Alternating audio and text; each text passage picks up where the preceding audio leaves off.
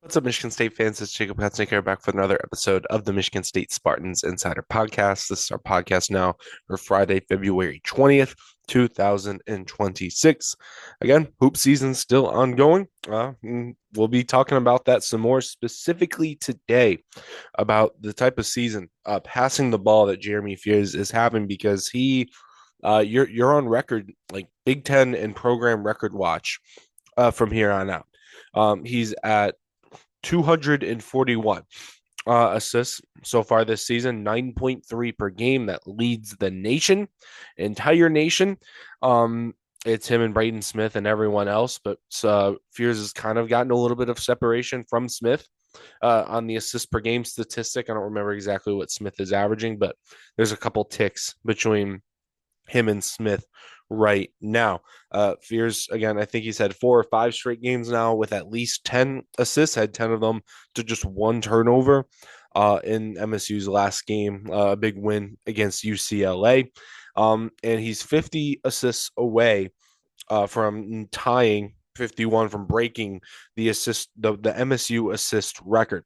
It's Cassius Winston did it in 1819 or 17 or 18. I can't exactly. I'm pretty sure it's 18 and 19, where he had 291 assists. He averaged 7.5 assists that season. But here's the thing: he's played 12 or 13 more games than Jeremy Fears has played this season. Fears is 26 games into 13 more games. Yes. Fears has played 26 games so far this season.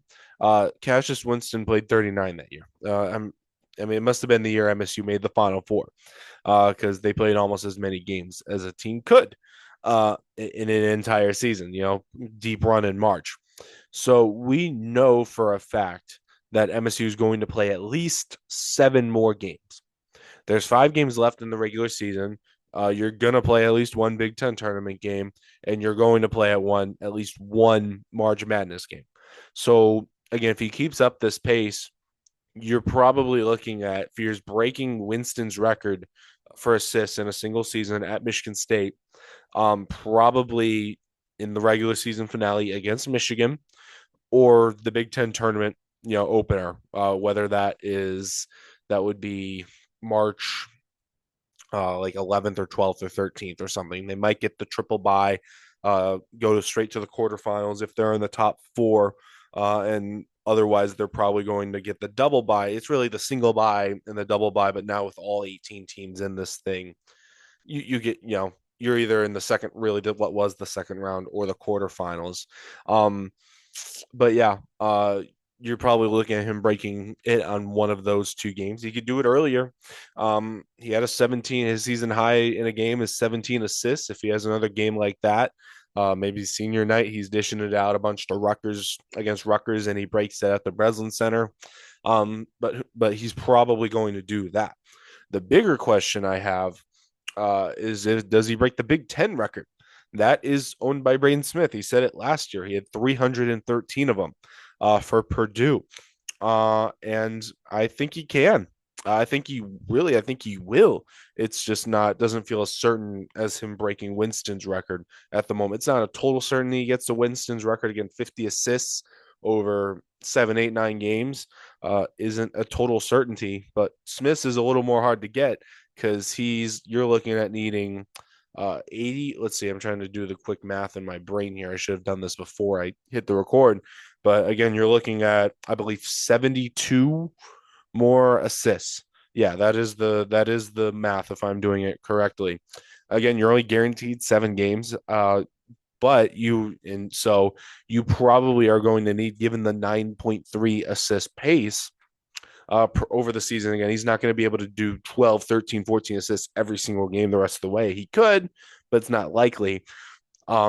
You're probably going to need to win a Big Ten or NCAA tournament game or 2, maybe 3, if a team is able to limit the amount of assists Fears gets, if he has an off game, per se.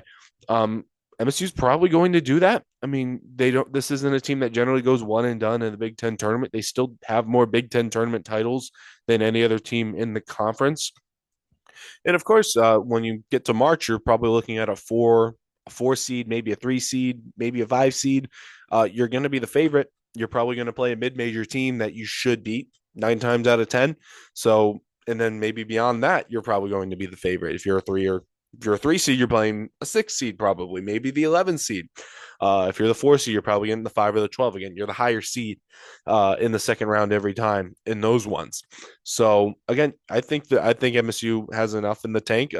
They looked like a team capable of going further in the Big Ten tournament into March with the way they played against UCLA, which is a pretty middle of the pack Big Ten team, a fringe tournament team. I think again they're like right on the bubble right now. But I think he's going to do it, really. He hasn't slowed down. I thought the assists would cool off a little bit once you saw the assist numbers earlier on in the season, and they never have. They're going up right now. I thought he would settle more around the 7 or 8 assists per game mark. Again, he was averaging like 5 or 6 last season. I mean, you want to see the bumps in the numbers there, but it's been a leap. Again, it's remarkable. Again, this is part of the reason for this is the big jump is this was Fear's real first offseason at Michigan State. He spent the last offseason after his true freshman year rehabbing after being shot in the leg. He wasn't focused on basketball. He was focused on he had to relearn how to walk, so it was just about getting back to 100% playing shape. So obviously he went through last season healthy, and he got to continue to improve his game. You'd like to see the threes start falling. He hit 4 of them in that game against UCLA, but he sees the court better than anyone who's come through here in a while. He might break Winston's assist record. He might break a whole bunch of records. Down the line, maybe you're looking at the NCAA record if he continues to stay through 2 more seasons and he's averaging 9, 10 assists per game. He's going to be right there. I haven't looked a ton into that, but I think I did look at it. It wasn't like some crazy dude I don't think it was anything super absurd because, again, a lot of guys who average that many assists end up going to the NBA. But Fierce is a guy who might stay here for 2 more seasons. Again, if the 3-point shot doesn't get honed in, the NBA these days isn't going to be super interested in you. And the size, he's not the biggest guy ever, too. He I mean, again, olden times, I think he'd be off to the NBA after this season if he was playing in the 90s or so. But these days, you got to have a 3-point shot. He hasn't shown it yet over an extended period of time. So certainly you'd have to think he's going to stay in college at least 1 more season, potentially 2.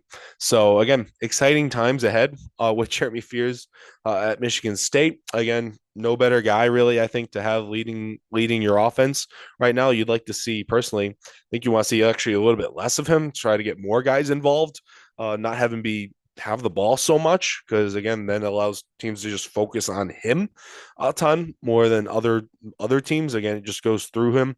I almost think it kind of limits their ability to run too. Sometimes they get a turnover or a live or a defensive rebound and they have to stop and look around for a second to find Jeremy Fears so he can, in that split second, is just a pause that allows the other team to get down the court on defense. But still, Fears, despite not the most talented offensive roster around him, averaging 9.3 assists per game. I mean, the numbers speak for themselves right there. He has the highest assist rate in the country as well. Almost when he's on the court, more than half of the buckets that aren't from him are off of his passes. If that makes any sense. I think his assist rate's about 54%, which means when Fears is on the court, when the other 4 guys score around him, over half the time, it's because they got a Jeremy Fears pass. He got credited with an assist there. So again, just massive assist numbers, mass records probably coming up. So just count down from 50 from here on for the program record. And you're, again, what was it, 72, 73 for the Big Ten record. So just another thing to keep an eye on as we near March. Everyone loves a good program record being broken. Passing Cassius Winston in anything is a huge accomplishment. So we'll see if and when Fears does that. But yeah, that sums up. Just wanted to kind of tell you guys about that right there. Next game is against Ohio State on Sunday, 1 p.m. on CBS. We'll see how many assists Fears gets on that. There'll be plenty of talk on anything else going on at Michigan State sports. Ongoing series with hockey right now against Notre Dame. Women's basketball, they're getting to March as well, of course. Spring football is closer than you think, less than a month from now. They'll be starting practices. There should be plenty of content coming up from that. But yeah, you can get all of our written content at SpartanNation.com and at Michigan State Spartans on SI. Thank you though for watching or listening, whether you're on YouTube right here or Spotify or Apple Music. Thank you very much. Once again, though, I'm Jake Katsunika. I'll see you guys around.